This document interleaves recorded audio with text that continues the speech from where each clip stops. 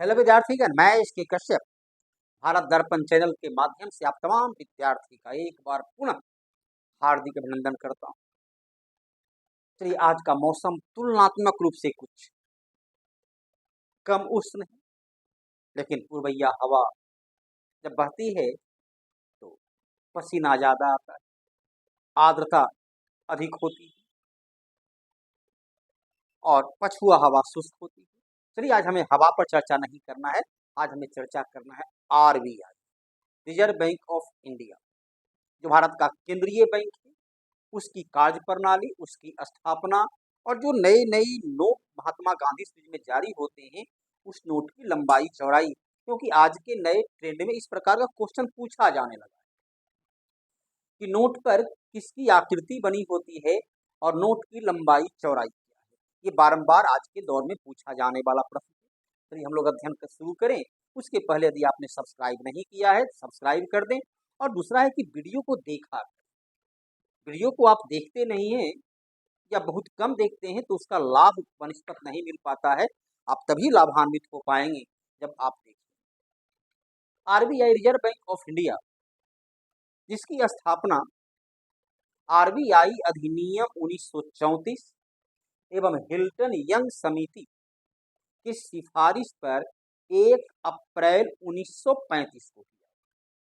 RBI की स्थापना Hilton young समिति के सिफारिश पर एवं आरबीआई अधिनियम 1934 के आधार पर 1 अप्रैल 1935 को किया गया। प्रारंभ में इसका मुख्यालय, इसका कार्यालय कोलकाता में बनाया गया था, जबकि 1937 में इसका मुख्यालय बंबई लाया गया, जो आज भी बंबई है। 1 जनवरी 1949 को आरबीआई का राष्ट्रीयकरण किया गया। आरबीआई की स्थापना 5 करोड़ की पूंजी से की गई थी, जिसमें निजी पूंजी, पब्लिक और प्राइवेट पार्टनरशिप के आधार पर वह स्थापित था, पीपीपी मॉडल पर आधारित था। जब उसका राष्ट्रीयकरण किया गया, जो निजी पूंजी निवेश था, तो प्रत्येक 100 रुपया की जगह लगभग 119 रुपया भुगतान करते हुए आरबीआई का सरकार ने राष्ट्रीयकरण करते हुए उसे भारत का केंद्रीय बैंक घोषित किया। आरबीआई का प्रतीक चिन्ह, ये तो कई जगह आप नेट पर देखते हैं, तार का लिखता है, लेकिन वास्तव में वो खजूर का पेड़ है और बाघ। तुम्हारा राजकीय चिन्ह है ही राजकीय पशु तो बाघ और खजूर। खजूर को इसलिए रखा गया क्योंकि खजूर जो है विपरीत परिस्थिति में अपने अस्तित्व को बचाए रखता है। खजूर मरुस्थलीय वृक्ष होता है, जहां उसे जीवन के लिए पानी, मूलभूत आवश्यकता उसे बड़ी कठिनाइयां से प्राप्त होती है। उस विषम परिस्थिति में भी अपने अस्तित्व को बचाए रखता है, जहां तूफान और रेतीले हवा से अपने को सुरक्षित रखने में सफल होता है। तो अर्थव्यवस्था के लिए वैसा ही खजूर की जैसी जीवटता चाहिए, जो विषम परिस्थिति में अपने के अस्तित्व बचाए रखे। और खजूर का फल जो है वह शरीर में पानी की कमी को भी दूर करता है। तो जहाँ पानी नहीं है, वह पानी के संचार भी करता है, अर्थात अर्थव्यवस्था को हर हाल में खजूर की तरह मजबूत होनी चाहिए। राष्ट्रीय प्रतीक हो गया। आरबीआई का एक गवर्नर होता है, जो उसके प्रधान होते हैं। सामान्य अवस्था में गवर्नर का कार्यकाल 4 वर्ष या 3 वर्ष होता है, क्योंकि उसका कोई फिक्स नहीं है। आरबीआई के गवर्नर को प्रधानमंत्री के द्वारा नियुक्त किया जाता है। केंद्र स्तर पर जितनी नियुक्तियां होती है, वो सभी नियुक्तियां राष्ट्रपति करते हैं, जबकि आरबीआई के गवर्नर को राष्ट्रपति नहीं बल्कि प्रधानमंत्री सामान्यतः 3 वर्ष के लिए नियुक्त करते हैं। आरबीआई का गवर्नर, जैसे अभी वर्तमान जो गवर्नर हैं, वह आईएएस अधिकारी रह चुके हैं। इसके पहले भी सुब्बा राव आईएएस अधिकारी रह चुके हैं। तो मनमोहन सिंह और रघुराम राजन जैसे ये अर्थशास्त्री भी रह चुके हैं। तो आरबीआई गवर्नर के लिए कोई खास क्राइटेरिया नहीं, जैसे आर्थिक मामले में दक्ष हो, आर्थिक क्षेत्र का एक्सपर्ट हो, आर्थिक गतिविधियां में काम करने का अनुभव रखता हो, या अर्थशास्त्र की ज्ञाता हो, ये भी हो सकता है। तो आपके मनमोहन सिंह से लेकर रघुराम राजन तक है, बड़े ही प्रतिष्ठित अर्थशास्त्री। ये वर्तमान शक्तिकांत दास और सुब्बा राव आईएएस अधिकारी थे और वित्त सचिव के पद पर काम कर चुके थे। तो आरबीआई में एक गवर्नर के अलावा 4 उप गवर्नर होते हैं। इसके जो संचालक मंडल होता है, बोर्ड ऑफ डायरेक्टर, जिसमें 15 से 20 सदस्य तक हो सकते हैं। आरबीआई का जो पहला गवर्नर था उसका नाम था आर स्वान ए स्मिथ, ये अंग्रेज था। और पहला भारतीय गवर्नर सीडी देशमुख, जो गुलाम भारत में 1942-43 में ही आरबीआई के गवर्नर बन चुके थे। बाद में ये वित्त मंत्री का भी काम देखिए। आरबीआई का 2 गवर्नर, एक मनमोहन सिंह और एक सीडी देशमुख, जो देश के वित्त मंत्रालय का भी काम संभाल चुके। तो आरबीआई का गवर्नर, उसका बोर्ड ऑफ डायरेक्टर होगी, स्थापना होगी। आरबीआई का जो मुख्य कार्य है वो पहला कार्य आता है नोट निर्गमन करना, मुद्रा जारी करना। यूँ तो भारत में पहली बार जो कागजी नोट है, भारत में जो पहली बार कागजी नोट जारी किया गया अंग्रेजों ने 1862 में पहली बार कागजी नोट को जारी किया गया, जो इंग्लैंड से नोट छपकर भारत आया था। अब भारत में पहली बार जो नोट जारी किया गया वो था 1926 ईस्वी में। पहली बार भारत में नोट की छपाई 1926 ईस्वी में हुई और उसके पहले 1862 से कागजी नोट की छपाई शुरू हुई, जिसका नोट की छपाई इंग्लैंड से होकर आता। तो आरबीआई जो नोट जारी करता है 1929 के पहले, ये तो 1934 तक का जो स्थिति था, उसके पहले नोट निर्गमन करने के लिए स्वर्णमान सिद्धांत, अर्थात जितना सोना आपके पास है उसी सोना के वैल्यू के बराबर नोट की छपाई होती थी। लेकिन जब 1929 में पूरे विश्व में आर्थिक मंदी का दौर आया और उस मंदी को दूर करने के लिए प्रोफेसर किन्स का रोजगार सिद्धांत को लागू किया गया, जहां बड़े पैमाने पर पब्लिक सेक्टर में निवेश की आवश्यकता थी, सार्वजनिक निवेश किए जाने की जरूरत थी। तब स्वर्णमान सिद्धांत को त्याग दिया गया और उसकी जगह जो लागू किया गया उसे बोलते हैं न्यूनतम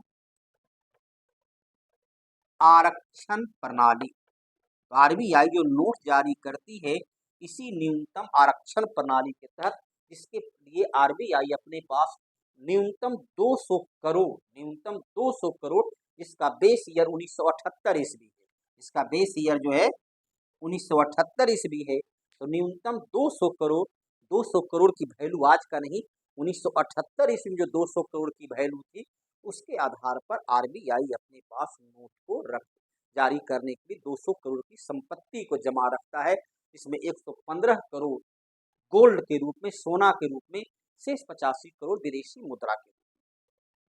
आरबीआई मुद्रा, विदेशी मुद्रा में खेमा, जिसका निर्माण हुआ था 1999 में फॉरेन एक्सचेंज मैनेजमेंट एक्ट के तहत, वह जो है विदेशी मुद्रा को अपने पास जमा रखता है, उसका नियंत्रण, उसका निर्देशन करता है। तो आरबीआई के पास वर्तमान समय में 794.64 टन सोना और पिछले 10 वर्षों में लगभग 225 टन, आज से 10 वर्ष पहले 2014 तक आरबीआई के पास 557.7 टन सोना था, जो वर्तमान में बढ़कर 794.64 टन हो गया। अर्थात आरबीआई ने लगभग पिछले 10 वर्षों में 225 टन, अर्थात सोना जो है हमारे देश के नागरिकों के लिए नहीं बल्कि इसकी अहमियत आरबीआई भी समझता है कि सोना की अहमियत क्या है। 1991 में जब भारतीय अर्थव्यवस्था बेपटरी हो गई थी, तब यही सोना को गिरवी में रख करके हमें विदेशी मुद्रा प्राप्त हुआ था। इसलिए सोना की अहमियत क्या है, भारतीय लोग भी सोना जो अपने पास रखते हैं वो अपनी आकस्मिकताओं को निपटने के लिए सोना को रखते हैं, आकस्मिक आवश्यकता के लिए आरबीआई भी उसको समझता है। लेकिन इस 794.64 टन सोना में भारत में केवल 296.48 टन सोना है। शेष सोना ये इंग्लैंड, स्विट्जरलैंड के बैंक में रखता है। इसका 2 कारण है। एक तो जिस प्रकार से 1991 की नई आर्थिक नीति, 1991 के नई आर्थिक नीति के पूर्व हमारी अर्थव्यवस्था में जो कमजोरी थी जिसके चलते हमें सोना को विदेश में गिरवी रखना पड़ा। तो विदेश में गिरवी रखने के लिए काफ़ी उसमें सोना को लाने ले जाने, परिवहन, सुरक्षा और फिर देश के अंतर्गत भी बहुत सारी समस्याएं, इसलिए सोना को विदेश में ही रखे हुए है। यदि और दूसरा सुरक्षा की दृष्टिकोण से भी कहीं विदेश में सुरक्षित हमारा सोना है, तो लाने ले जाने का खर्च, परिवहन को देखते हुए, उसकी लाने ले जाने सुरक्षा को प्रबंध को देखते हुए और विषम परिस्थिति में जब उन्हीं विदेशों में सोना को गिरवी रखना है तो सोना उन्हीं बैंक में हमारा रिजर्व है। तो आरबीआई के पास इतना सोना, आरबीआई जो नोट जारी करता है, इसी बेस पर वह आरबीआई नोट की छपाई करता है। और नोट छपाई का 4 केंद्र, सबसे पहला था प्रेस नोट देवास, दूसरा है महाराष्ट्र का नासिक, देवास पड़ता है आपका मध्य प्रदेश में, नासिक महाराष्ट्र में। तो देवास और नासिक का जो ये है, यह सीधे वित्त मंत्रालय के अधीन काम करता है, जबकि मैसूर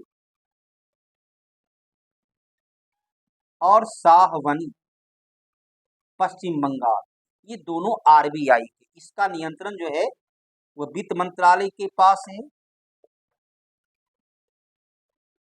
और इसका जो नियंत्रण है वह आरबीआई के पास है। इन 4 जगहों से वह नोट की छपाई करता है। इसके अलावा 4 टकसाल जहां सिक्का की ढलाई होती है वो है कलकत्ता, बम्बई, नोएडा और हैदराबाद। इन 4 जगह सिक्का की ढलाई की जाती है। आपको ज्ञात होगा कि 1 रुपया के नोट को छोड़कर से सभी प्रकार का नोट आरबीआई के द्वारा जारी किया जाता है और 1 रुपया का नोट जो है सिंबॉलिक तौर पर वित्त मंत्रालय के पास होता है। वित्त मंत्रालय का सचिव उसको जारी करवाता है। 1 रुपया का नोट पहली बार 1917 ईस्वी में, पहली बार 1 रुपया का नोट 1917 में जारी किया गया, जो आज भी वो कंटिन्यू के साथ तो बीच में 2010 के लगभग उसे रोक दिया गया था, फिर 2017 से उसे एक बार फिर से जारी किया गया है। 1 रुपया का नोट वित्त सचिव 1917 में पहली बार 1 रुपया का नोट जारी हुआ था। 1862 में पहली बार कागजी नोट जारी हुआ। 1926 से भारत में नोट की छपाई की जाने लगी। तो आरबीआई नोट की छपाई और सिक्का की ढलाई, नोट जो भारत में अभी जो वर्तमान में है 1 रुपया के अलावा चलिए 10 रुपया के नोट पर कोणार्क के सूर्य मंदिर का आकृति बना हुआ है और उस नोट की लंबाई 123 मिलीमीटर और चौड़ाई 63 मिलीमीटर है। 20 रुपया के नोट पर एलोरा का गुफा की आकृति बनी हुई है पीछे, जिसकी लंबाई चौड़ाई 129 गुने 63 मिलीमीटर है। 50 रुपया के सिक्का, 50 रुपया के नोट पर हम्पी का रथ मंदिर, कर्नाटक के हम्पी का रथ मंदिर की आकृति है, जो 135 गुना 66 मिलीमीटर का लंबाई चौड़ाई है। 100 रुपया के नोट पर रानी का बाग, गुजरात के रानी का बाग की आकृति है, जो 142 गुने 66 मिलीमीटर का है। 500 रुपया का नोट पर लाल किला और भारतीय झंडा फहराता हुआ लाल किला की आकृति है, जिसकी लंबाई चौड़ाई 150 गुने 66 मिलीमीटर का है। और 1 रुपया का नोट जो 1917 से जारी है, वो सागर सम्राट तेल रिंग, उस पर एक सागर का जो है तेल लाते हुए जहाज की आकृति है, जिसकी लंबाई चौड़ाई 97 गुने 63 मिलीमीटर की। ये था आपका जो भिन्न भिन्न नोट की आकृति है, जिस पर बराबर क्वेश्चन पूछा जाता है, उसकी लंबाई चौड़ाई या उस पर बनी हुई पीछे जो आकृति है, उस आकृति से जुड़ा हुआ एक क्वेश्चन बारंबार पूछा जाता है। विशेषकर रेलवे के क्षेत्र में ये क्वेश्चन कई बार एसएससी में कई बार पूछ चुका है, इसको ध्यान रखना है। तो आरबीआई का एक काम हुआ नोट निर्गमन करना, मुद्रा जारी करना। आरबीआई का एक महत्वपूर्ण कार्य से आप परिचित हुए, नोट निर्गमन करना, मुद्रा जारी करना, ये आरबीआई का पहला काम। साथ ही आरबीआई मौद्रिक नीति, मॉनेटरी पॉलिसी के तहत इस नोट निर्गमन में कितना नोट होनी चाहिए, नोट की मात्रा क्या होनी चाहिए मार्केट में, उसे कंट्रोल में लाता है। तो आरबीआई का दूसरा कार्य हो जाता है, उसे बोलते हैं साख नियंत्रण। ध्यान देना है, साख निर्माण जब भी करेगा तो बैंक करेगा और साख नियंत्रण आरबीआई करता है। साख नियंत्रण 2 प्रकार का होता है। पहला को बोलते हैं परिमाणात्मक साख नियंत्रण, पहला को बोलते हैं परिमाणात्मक साख नियंत्रण। क्वांटिटेटिव क्रेडिट कंट्रोल, जिसके अंतर्गत CRR, SLR, BR, RR,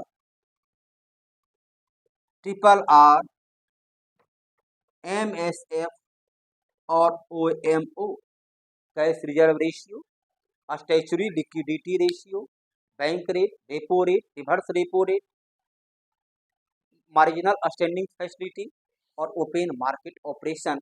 इसके माध्यम से RBI मुद्रा का साख को कंट्रोल में लाता है, मुद्रा की पूर्ति को नियंत्रित रखता है। और दूसरा जो होता है उसे बोलते हैं चयनात्मक साख नियंत्रण।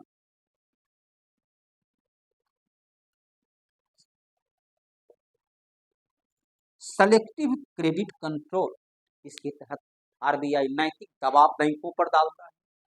साथ ही RBI जो है इसके तहत अधिकतम ऋण कितना दी जा सकती है उसको निर्धारित करता है।